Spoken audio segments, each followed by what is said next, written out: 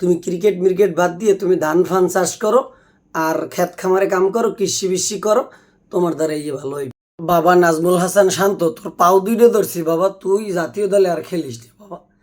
তোর পাও দুইটা ধরছি, তোরে অনুরোধ করি, তোরে অভিনয় করি, তুই আর জাতীয় দলে খেলিস না। তুই খেললে আমাকে বাংলাদেশের পাইন মারাটা আর দিস না।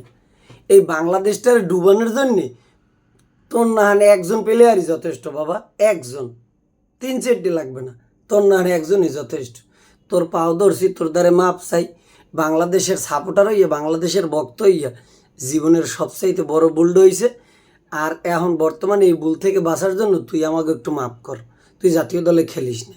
তুই লর্ডই থাকিয়ে গেলি, তুই আর ভালো হইলি না। তুই এই কতদিন ধরে খাইলি আর ঘুমাইলি আর প্র্যাকটিস করলি, এরপর তুই মাঠে নামিয়া গেল ম্যাচে কামড়া হলি কি, আবার আজগো ম্যাচে তুই কামড়া হলি কি? এই কোনো কাম আর এই কোনো খেলা? আরে বেটা, মুই গার্মেন্টস শ্রমিক, মোরেও যদি কয় যে তুই খালি 3 বেলা খাবি আর ঘুমাবি আর ক্রিকেট খেলবি, হ্যাঁ তো মোর মনে হয় তোমার চেয়ে ভালো খেলবো নে ভাই। এই সারি দিয়ে ভালোই যাও।